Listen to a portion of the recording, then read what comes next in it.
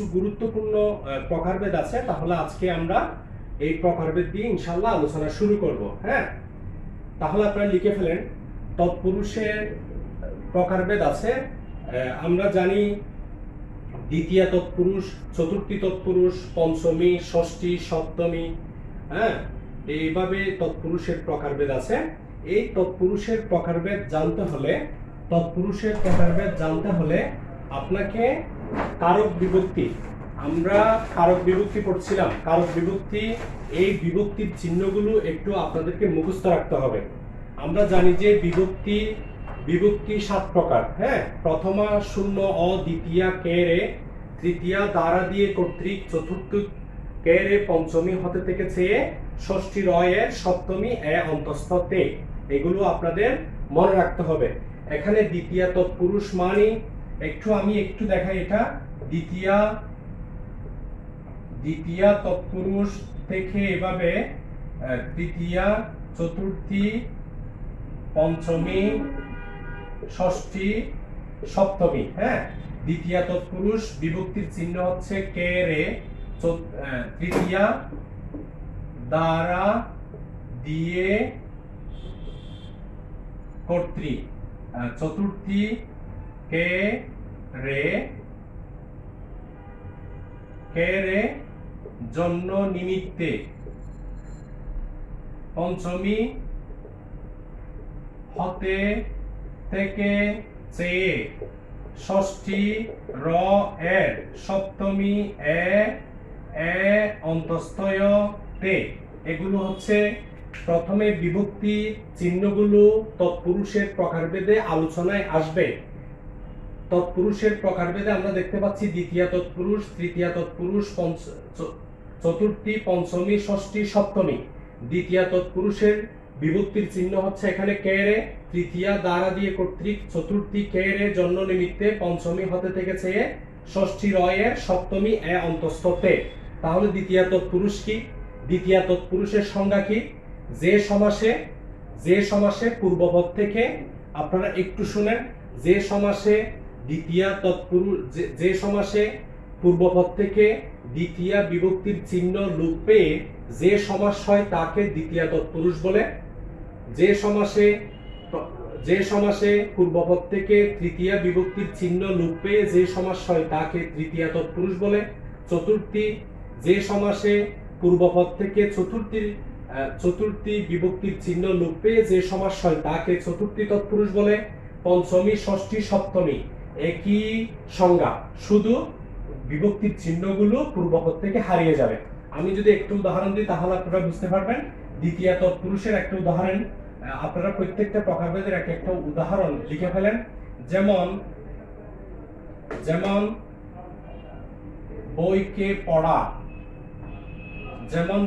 পড়া, ইকুয়াল বই পড়া। ঠিক আছে। তৃতীয় তৎপুরুষ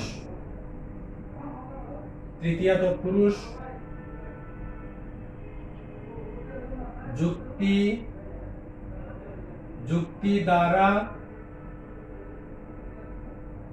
সঙ্গত,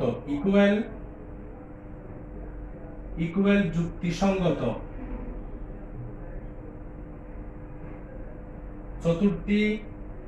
চতুর্থী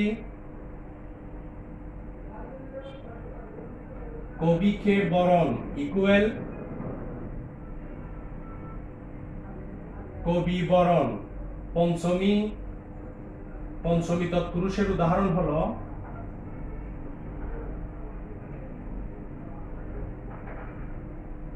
যুদ্ধ থেকে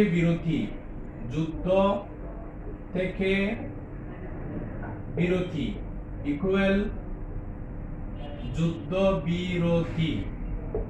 ষষ্ঠী রাজার পুত্র, ইকুয়াল রাজপুত্র। ষষ্ঠমী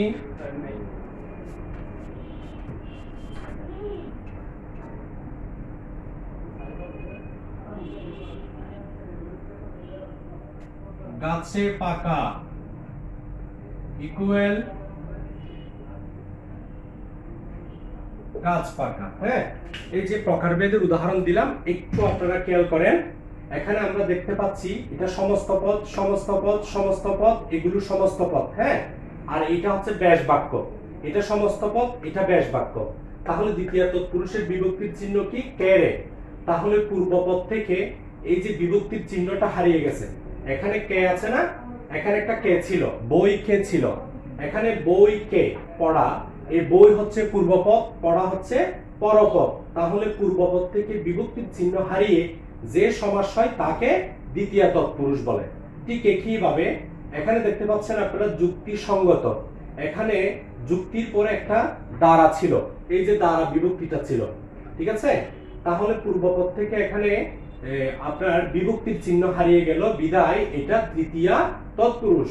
একইভাবে চতুর্থী তৎপুরুষ, দেখেন এখানে কবি বরণ, তাহলে এটা ছিল কি? কবিকে বরণ ইকুয়াল কবি বরণ। তাহলে পূর্বপদ থেকে এখানে কেটা বাদ পড়ে গেছে, এই যে কেটা বাদ পড়ে গেছে। যুক্তি দ্বারা সঙ্গত, এটা হচ্ছে যুদ্ধ বিরতি। হ্যাঁ, তাহলে যুদ্ধ থেকে বিরতি, তাহলে পূর্বপদ থেকে কি হারিয়ে গেল? থেকে হারিয়ে গেল, বিভক্তি হারিয়ে গেছে। রাজার পুত্র, রাজপুত্র, এখানে একটা র ছিল, এই রটা ছিল, রটা হারিয়ে গেছে। তারপরে এখানে হচ্ছে গাছে পাকা, গাছ, এই দেখেন এখানে একটা গাছে, গাছে শেষে কি আছে? এ আছে, এই যে এটা, এটা, এই যে গাছে পাকা, এখানে গাছ থেকে এটা হারিয়ে গেছে, বিভক্তি হারিয়ে গেছে, বিদায় এটা হচ্ছে সপ্তমী বিভক্তি। মনে রাখবেন, দ্বিতীয়া থেকে সপ্তমী বিভক্তি, দ্বিতীয়া থেকে সপ্তমী তৎপুরুষ পর্যন্ত প্রত্যেকটি প্রকারভেদে পূর্বপদ থেকে শুধু বিভক্তি হারিয়ে গিয়ে যে সমাস হবে তার নাম দ্বিতীয়া, তৃতীয়া, চতুর্থী থেকে সপ্তমী, এভাবে করে নামকরণ করা হবে। বিষয়টা ক্লিয়ার? আপনারা এই প্রকারভেদটা বুঝছেন? আপনারা এই প্রকারভেদটা বুঝছেন এখন?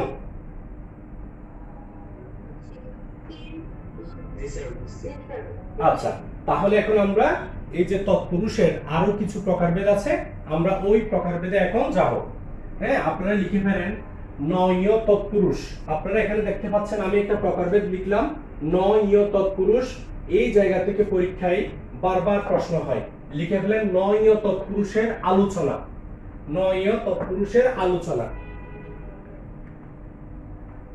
নয় তৎপুরুষ। হ্যাঁ, সংজ্ঞাটা লিখেন, এখন সংজ্ঞাটা লিখেন। নয় তৎপুরুষের সংজ্ঞা: যে সমাসে, যে সমাসে, যে সমাসে, যে সমাসের ব্যাস বাক্যে, যে সমাসের ব্যাস বাক্যে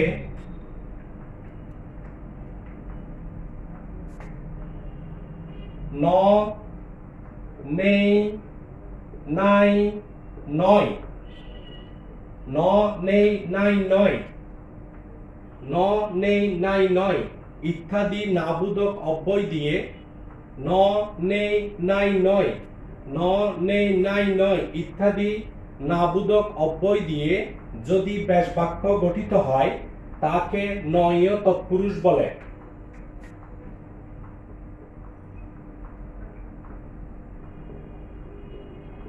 নয় তৎপুরুষ যে সমাসে, যে সমাসে ন, নেই, নাই, নয় ইত্যাদি নাবোধক অব্যয় দিয়ে, নাবোধক অব্যয় দিয়ে যদি ব্যাস বাক্য গঠিত হয় তাকে নয় তৎপুরুষ বলে। সংজ্ঞাটা লিখছেন আপনারা? আচ্ছা, তাহলে নয় তৎপুরুষের সংজ্ঞাটা দিলাম। এই যে এখানে আমি লিখলাম ন, নেই, নাই, নয়, এগুলোকে বলা হয় নাবোধক অব্যয়। মনে রাখবেন, এগুলোকে বলা হয় নাবোধক অব্যয়। ইংরেজিতে এই চারটার অর্থ, ইংরেজিতে এই চারটার অর্থ এক কথায় বলা হয় নো কিংবা নট। কেমন? এই নাবোধক অব্যয় দিয়ে যদি ব্যাস বাক্য গঠিত হয় তাকে আমরা বলবো নয় তৎপুরুষ। আপনারা এখানে দেখতে পাচ্ছেন আমি কিছু উদাহরণ লিখছি, এখানে কিছু উদাহরণ লিখলাম, এই উদাহরণগুলো আমরা একটা ব্যাখ্যা করি। হ্যাঁ, যেমন আমি প্রথমে লিখলাম কি অনাদর, ঠিক আছে জি, নয় আদর ইকুয়াল অনাদর। সংজ্ঞাটা বুঝতে পারেন নাই?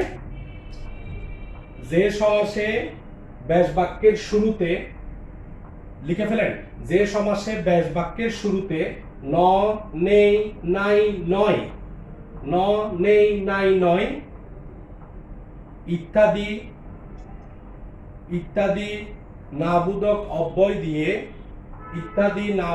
অব্যয় দিয়ে যদি ব্যাস বাক্য গঠিত হয় তাকে নয় তৎপুরুষ বলে।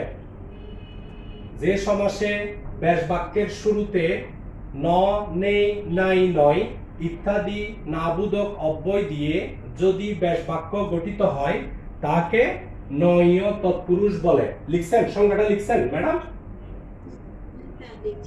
আচ্ছা, তাহলে এখন উদাহরণ লিখেন। নয় আদর ইকুয়াল অনাদর, নয় কাড়া ইকুয়াল অকাড়া। ঠিক আছে, বাকিগুলো লিখে ফেলেন। নয় কাতর ইকুয়াল অকাতর, নয় তাল ইকুয়াল বেতাল। তারপর লিখবেন মানুষ ইকুয়াল অমানুষ। ঠিক আছে, তারপরে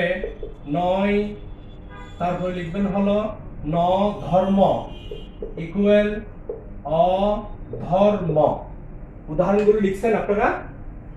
উদাহরণগুলো লিখে ফেলছেন? আচ্ছা, এবার দেখেন তো, এটা হচ্ছে আমার সমস্ত পদ আর এটা হচ্ছে ব্যাস বাক্য।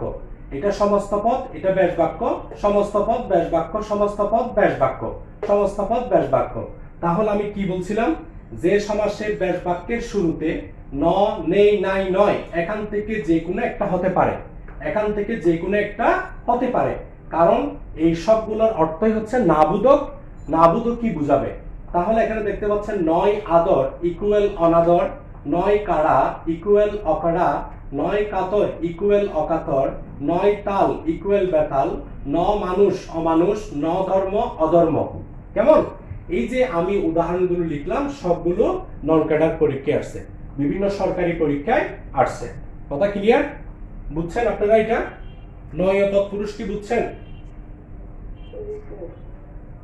আচ্ছা, তাহলে এখন আমরা লিখব অলুক তৎপুরুষ। লিখে ফেলেন, অলুক তৎপুরুষের পরিচিতি। লিখে ফেলেন, অলুক তৎপুরুষের পরিচিতি। অলুক তৎপুরুষের পরিচিতি।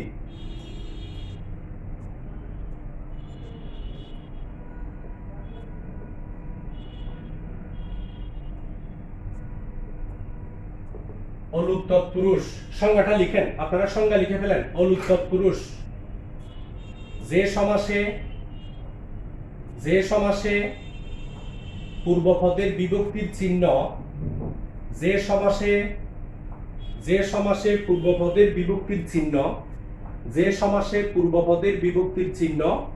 সমস্ত পদে প্রাধান্য বিস্তার করে তাকে অলুক তৎপুরুষ বলে। আবার বলছি, যে সমাসে পূর্বপদের বিভক্তির চিহ্ন সমস্ত পদে প্রাধান্য বিস্তার করে তাকে অলুক তৎপুরুষ বলে। সংজ্ঞাটা লেখা হলে একটু আওয়াজ দিবেন প্লিজ, যে কোনো একজনে আওয়াজ দিবেন। যে সমাসে পূর্বপদের বিভক্তির চিহ্ন যদি সমস্ত পদে প্রাধান্য বিস্তার করে তাকে অলুক তৎপুরুষ বলে। সংজ্ঞাটা লিখছেন? ওকে, তাহলে আমরা উদাহরণ দিব এখন। যেগুলো পরীক্ষায় আসছে এগুলো আমি উদাহরণ দিব এখন। আপনারা একটু উদাহরণগুলো লিখে ফেলেন। হ্যাঁ, লিখেন কলুর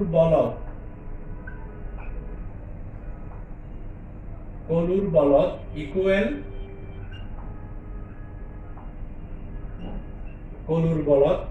ঘোড়ার ডিম ইকুয়াল, লিখে ফেলেন আপনারাও, ঘোড়ার ডিম। সোনার তরী ইকুয়াল সোনার তরী। তারপর হচ্ছে কলের গান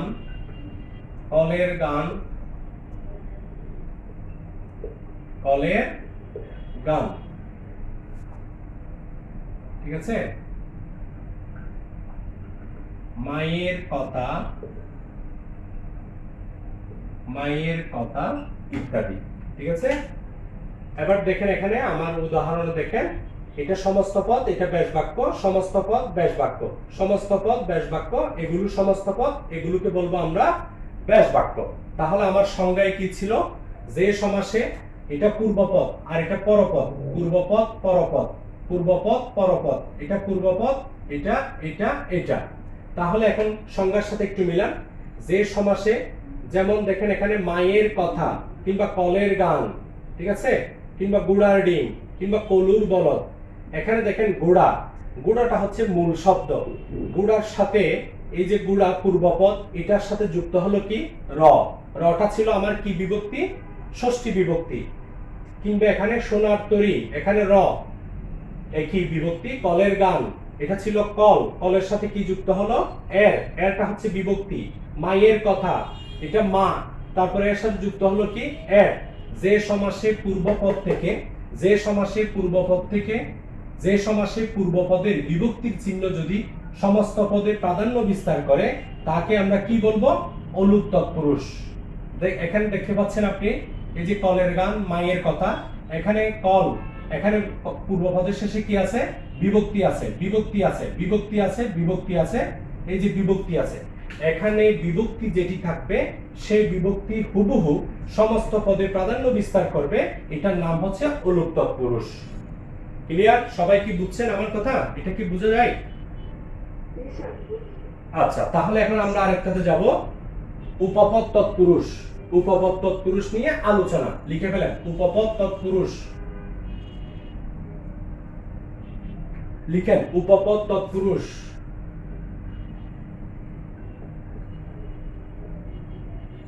উপপদ তৎপুরুষের বিস্তারিত আলোচনা, লিখছেন, উপপদ তৎপুরুষের বিস্তারিত আলোচনা।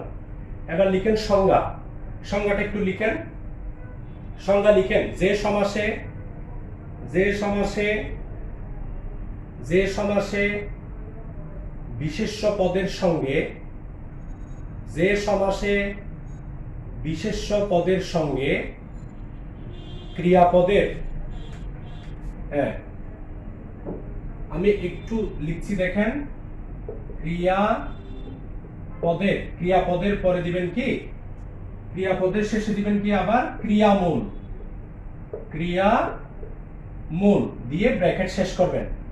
আবার বলছি, যে সমাসে বিশেষ্য পদের সঙ্গে ক্রিয়াপদের, ব্র্যাকেট দিয়ে লিখবেন ক্রিয়ামূল। আবার বলছি, যে সমাসে বিশেষ্য পদের সঙ্গে ক্রিয়াপদের ক্রিয়ামূল থাকবে, এরপরে লিখবেন হলো কি, যে সমাসে বিশেষ্য পদের সঙ্গে ক্রিয়াপদের যে সমাস হয়, যে সমাস হয়, যে সমাস হয় তাকে উপপদ তৎপুরুষ বলে, তাকে উপপদ তৎপুরুষ বলে, তাকে উপপদ তৎপুরুষ বলে। সংজ্ঞা আবার বলছি, যে সমাসে বিশেষ্য পদের সঙ্গে ক্রিয়াপদের যে সমাস হয় তাকে কি বলে, উপপদ তৎপুরুষ বলে। সংজ্ঞাটা লিখছেন? ওকে, তাহলে আমি এখানে উদাহরণগুলো লিখলাম, এগুলো একটু দেখাই, যেগুলো পরীক্ষায় আসছে, বিভিন্ন সরকারি পরীক্ষায় দেখেন, নন ক্যাডার পরীক্ষায় আসছে। কেমন, এই উদাহরণগুলো আগে দেখেন। যেমন দেখেন আমি উদাহরণ লিখলাম কি, যেমন পকেট মারে যে ইকুয়াল কি হবে, পকেট মার, পকেট মার।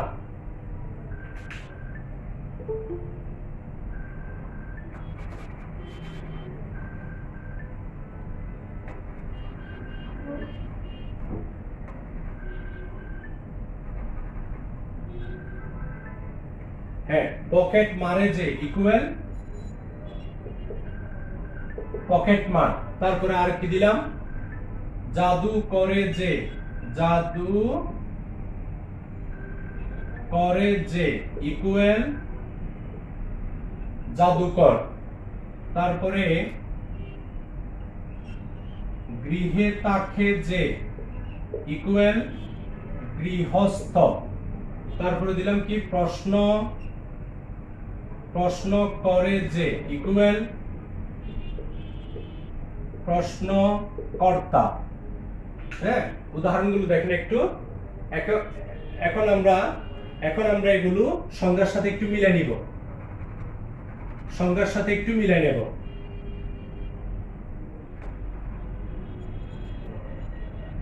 একটু সংজ্ঞার সাথে এখন মিলাবো। একটু দেখুন তো আপনারা, যে সমাসে বিশেষ্য পদের সঙ্গে ক্রিয়াপদ, এখানে মারে কিংবা করে কিংবা থাকে কিংবা করে, এগুলো ক্রিয়াপদ, কিন্তু মনে রাখবেন এগুলো কি পদ? ক্রিয়াপদ। তাহলে যে সমাসে বিশেষ্য পদের সঙ্গে ক্রিয়াপদের পকেট হচ্ছে বিশেষ্য পদ, মারে, মারে মানে হচ্ছে কাটা, জাদু করে, জাদুটা হচ্ছে বিশেষ্য, আর করেটা হচ্ছে ক্রিয়াপদ। ঠিক আছে? প্রশ্ন করে, প্রশ্ন হচ্ছে বিশেষ্য, করে হচ্ছে ক্রিয়াপদ, গৃহ বিশেষ্য, থাকে ক্রিয়াপদ। তাহলে যে সমাসে বিশেষ্য পদের সঙ্গে ক্রিয়াপদের যে সমাস হয় তাকে উপপদ তৎপুরুষ বলে। তাহলে এখানে আমি একটা শব্দ লিখলাম ব্র্যাকেটে ক্রিয়ামূল। তাহলে ক্রিয়ামূল জিনিসটা কি একটু এই জায়গাটা বুঝতে হবে। আমি যে সংজ্ঞাটা দিলাম সেটাই দেখবেন, বইয়েরটা দেখবেন না, কিংবা লেকচার শিটটাও দেখবেন না। বই কিংবা লেকচার শিটে এই সংজ্ঞাটা একটু কঠিন করে দেয়া, এই সংজ্ঞাটা একটু কঠিন করে দেয়া, আপনারা ওটা দেখবেন না, আমার সংজ্ঞাটা একটু মিলে নেন, এটাই দেখবেন। আবার বলছি, যে সমাসে বিশেষ্য পদের সঙ্গে ক্রিয়াপদের যে সমাস হয় তাকে আমরা কি বলবো? উপপদ তৎপুরুষ। তাহলে ক্রিয়ামূল জিনিসটা কি এটি একটু বুঝিয়ে নেন। এখানে দেখেন আমি একটা সমস্তপদ লিখছি গৃহস্থ, আর একটা লিখলাম প্রশ্নকর্তা। এই দুটি সমস্তপদকে আমি একটু বিশ্লেষণ করলে আমার ক্রিয়ামূলটা বেরিয়ে যাবে। একটু খেয়াল করেন সবাই, গৃহ যোগ স্থ, গৃহ যোগ স্থ ইকুয়াল গৃহস্থ। আমরা প্রকৃতি প্রত্যয়, বাংলা ব্যাকরণে একটা অধ্যায় আছে, তার নাম হচ্ছে প্রকৃতি প্রত্যয়। প্রকৃতি প্রত্যয়ের ভাষ্য মতে এটাকে বলবো আমরা বিশেষ্য পদ, আর এটাকে বলবো আমরা ক্রিয়ামূল কিংবা ধাতু। এটাকে বলবো আমরা ক্রিয়ামূল কিংবা ধাতু। স্থ এটা হচ্ছে ধাতু। স্থ মানে কি? প্রতিনিধি, যিনি গৃহে থাকে। এই যে যিনি গৃহে থাকেন ওনাকে আমরা গৃহস্থ বলি। তাহলে এখানে আমরা দেখতে পাচ্ছি এখান থেকে একটা বের হলো এই বিশেষ্য, আর স্থ এটাকে আমরা রুট বলি। রুট মানে হচ্ছে ধাতু, যেটা প্রকৃতি প্রত্যয় থেকে বের হয়। আমরা যখন প্রকৃতি প্রত্যয়ে যাব তখন এইসব বিষয়াদি আরো বের হবে। শুধুই আমি এটা বোঝাতে চাচ্ছি, এখানে একটা ক্রিয়াপদ থাকবে, আবার এই ক্রিয়াপদের ঘরে আবার ক্রিয়ামূলও থাকতে পারে, যেটাকে আমরা ধাতু বলবো। ওকে, এবার দেখেন প্রশ্নকর্তা, এই শব্দটাকে, এই সমস্ত পদটাকে আমরা একটু ভাঙি, দেন আমরা এটা বের হবে। প্রশ্ন যোগ এখানে কি আসলো? কর্তা। ঠিক আছে? এই কর্তাটাকে আমরা এখন প্রকৃতি প্রত্যয় করব। প্রকৃতি প্রত্যয় করলেই এখান থেকে ক্রিয়ামূল কিংবা ধাতু বেরিয়ে যাবে। একটু আমরা সবাই খেয়াল করি, এখানে প্রথমে আছে ক, ক হসন্ত যোগ অ, কর ভিতরে একটা অ আছে, এই ব্যঞ্জন বর্ণের ভিতরে কিন্তু একটা অ আছে, যেটা আমি ধ্বনি বর্ণ ক্লাসের মধ্যে বলছিলাম। অ এর একটা র হয়ে যাবে, যোগ ত আকারটা বসলো। এখন দেখেন কটা আমি আবার লিখছি, এখানে একটা শব্দ বের হলো, তার নাম হচ্ছে অর। অরটা বের হয়েছে সন্ধির মধ্যে। সন্ধি, আমরা যেটা সন্ধি করব, সন্ধির মধ্যে অরের জন্য রিকার হয়, রিকার কিংবা রি হয়। আবার বলছি, সন্ধির মধ্যে অরের জন্য রিকার কিংবা রি হয়। তাহলে এখানে ক বসালাম অরের জন্য, তাহলে আমি কি নেব? রিকার যোগ ত আকার তা। তাহলে এখন দেখেন ক, এখানে একটা রিকার আছে, রিকারটা কি কর এদিকে আসবে নাকি তর এদিকে যাবে? রিকারটা কি কর এদিকে আসবে নাকি তর এদিকে যাবে? অবশ্যই কর এদিকে আসবে। হ্যাঁ, কর এদিকে আসবে, গুড। তাহলে আমি দিলাম কি? ক রিকার, ক্রি যোগ ত আকার তা, ক্রি যোগ তা ইকুয়াল কর্তা।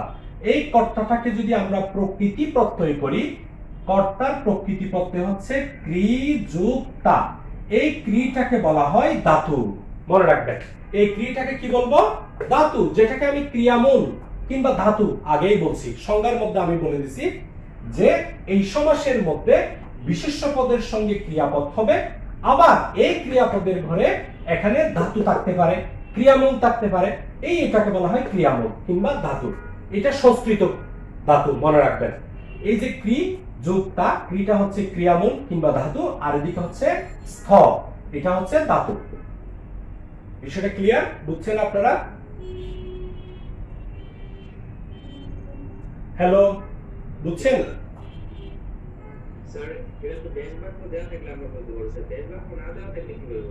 ব্যাস বাক্য দেয়া রাখতে হলে আপনাকে সমস্ত পদ দেখেই বুঝতে হবে। এখানে পকেট নাউন, মার ক্রিয়াপদ, তাহলে জাদু হচ্ছে গিয়ে আপনার এই বিশেষ্য পদ, আর পর হচ্ছে ক্রিয়াপদ। গৃহ, স্থ, গৃহটা নাউন, স্থটা ধাতু বা ক্রিয়ামূল। প্রশ্ন কর্তা, প্রশ্ন হচ্ছে আপনার এই বিশেষ্য পদ আর কর্তাটা ক্রিয়া। এই সমস্ত পদ দেখেই আপনাকে এই সংজ্ঞার কথা মনে করতে হবে। মানে যে সমাসে বিশেষ্য পদের সঙ্গে ক্রিয়াপদ কিংবা ক্রিয়ামূল ধাতুর সাথে যে সমাস হবে তাকে আমরা কি বলবো? উপপদ তৎপুরুষ। একটু গবেষণা করতে হবে। আমি যেই সূত্রটা দিলাম, যে সংজ্ঞাটা দিলাম, এটা ধরে একটা ভালো মানের বই কিনবেন বাজার থেকে, প্রফেসরস কিংবা MP3 কিংবা ভালো মানের একটা বাংলা বই কিনে এগুলো একটু ওখানে গিয়ে গবেষণা করবেন, দেন বেরিয়ে যাবেন। আর 9-10 এর মূল বইটা নেবেন, 9-10 এর ব্যাকরণের মূল বইটা একটু নেবেন। আপনারা সবাই বুঝছেন? এটা বুঝছেন? একটু পরীক্ষায় এই জায়গা থেকে প্রশ্ন হয়। আমি যে উদাহরণগুলো দিলাম এখানে, কই পকেট মার, জাদুঘর, গৃহস্থ, প্রশ্নকর্তা, এগুলো নন ক্যাডার পরীক্ষায় আসছে। এখান থেকে BCS আসে নাই, কিন্তু নন ক্যাডার বিভিন্ন পরীক্ষায়, সরকারি পরীক্ষায় আসছে। আপনারা কি বুঝছেন বিষয়টা?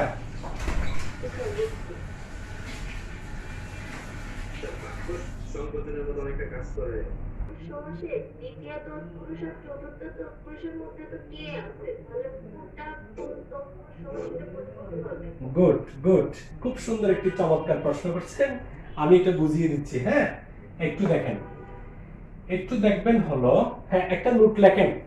ও একটা খুব সুন্দর চমৎকার প্রশ্ন করছে, আমি একটা বলবো, সেটা একটা নোট দিয়ে আপনারা একটু লিখে ফেলেন। নোট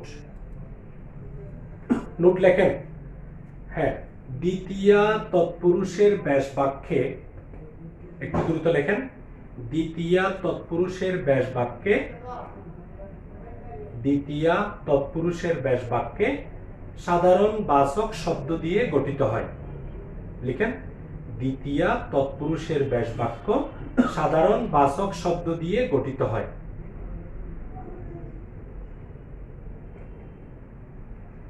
চতুর্থী তৎপুরুষের ব্যাস বাক্য, চতুর্থী তৎপুরুষের ব্যাস বাক্য সম্মান, শ্রদ্ধা, ভালোবাসা, ভক্তি, আরাম, আয়েশ। আবার বলছি, চতুর্থী তৎপুরুষের ব্যাস বাক্য সম্মান, শ্রদ্ধা, ভালোবাসা, ভক্তি, আরাম, আয়েশ ইত্যাদি শব্দ দিয়ে গঠিত হয়। লিখছেন? নোটটা লিখছেন? একবার বলেন তো প্লিজ, নোটটা একটু বলেন। সবাই শুনেন, উনি বলবে, আপনারা শুনবেন। বলেন আপনি। পুরুষের ব্যাস বাক্যে সাধারণ শব্দ দিয়ে গঠিত, চতুর্থ তৎপুরুষের ব্যাস বাক্যে সম্মান, শ্রদ্ধা, ভালোবাসা, আরাম, আয়েশ, ভক্তি ইত্যাদি শব্দ দিয়ে গঠিত। গুড, সবাই লিখে ফেলছেন? সবাই লিখছেন?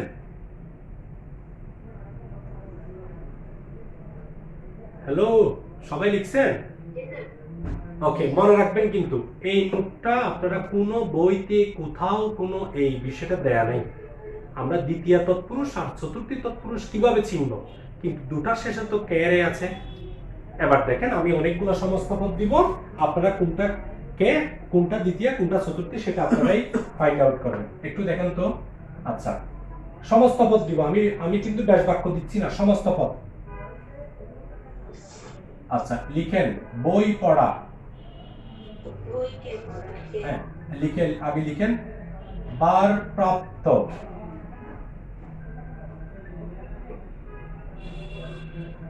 হলুদ বাটা,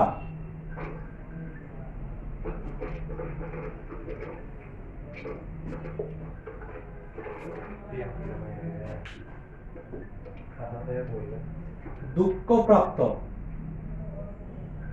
ঠিক আছে, তারপর হচ্ছে প্রেম নিবেদন, তারপরে হচ্ছে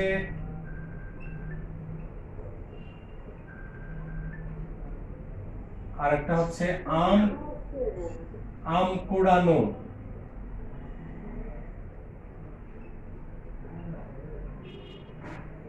স্বর নিক্ষেপ,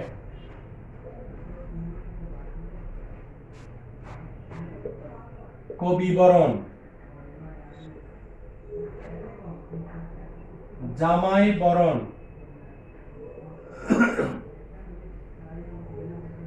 তারপরে হচ্ছে হজ যাত্রা, তারপরে হচ্ছে বসত বাড়ি, তারপর হচ্ছে বালিকা বিদ্যালয়, তারপর হচ্ছে আরাম কেদারা, তারপরে হচ্ছে হ্যাঁ, এই যে আমি সমস্ত পদগুলো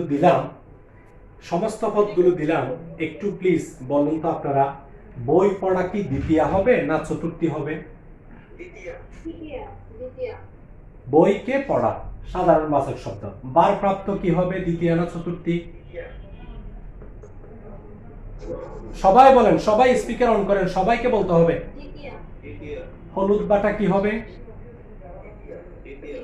দুঃখপ্রাপ্ত কি হবে? গুড। প্রেম নিবেদন কি হবে? গুড। আম কোড়ানো কি হবে? স্বর নিক্ষেপ কি হবে? কবিবরণ কি হবে? চতুর্থী হবে। আর জামাই বরণ কি হবে? হজ যাত্রা কি হবে? চতুর্থী হবে। হজের জন্য যাত্রা কিংবা হজের নিমিত্তে যাত্রা। বসত বাড়ি কি হবে? চতুর্থী হবে, দ্বিতীয়া হবে না। বসতের নিমিত্তে বাড়ি, যিনি দ্বিতীয়া বলছেন তিনি শুনেন, আপনার অনেক টাকা হলো, বিসিএস ক্যাডার হলেন, ফরেন ক্যাডার হলো, ট্যাক্স ক্যাডার কিংবা পুলিশ ক্যাডার হলো, চাকরিতে জয়েন করার 1-2 বছর পরে যাওয়ার পর থেকে দেখেন আপনার অনেক টাকা, শহরে জায়গা কিনে বাড়ি করে ফেললেন। বাড়িটা কেন করছেন? আরামায়েশের জন্য না ম্যাডাম? অবশ্যই আরামায়েশ, এই জন্য এটা হবে চতুর্থী। তারপরে হচ্ছে বালিকা বিদ্যালয়, এটা দ্বিতীয়া না চতুর্থী? অবশ্যই চতুর্থী। কেন? আপনার অনেক টাকা হলো, এই টাকা আপনি কি করবেন? গ্রামে গিয়ে একটা স্কুল করলেন। স্কুল যখন করলেন, বলে যে এই উনি একটা স্কুল করলো, ওনাকে স্কুল করার কারণে ওনাকে একটু সম্মানের দৃষ্টিতে তাকায়, এই জন্য বালিকাদের জন্য বিদ্যালয় ইকুয়াল বালিকা বিদ্যালয়। আরাম কেদারা কি হবে? আরামের জন্য কেদারা। ওকে, আর কারো কোনো প্রশ্ন টোটাল সমাজ থেকে বলেন?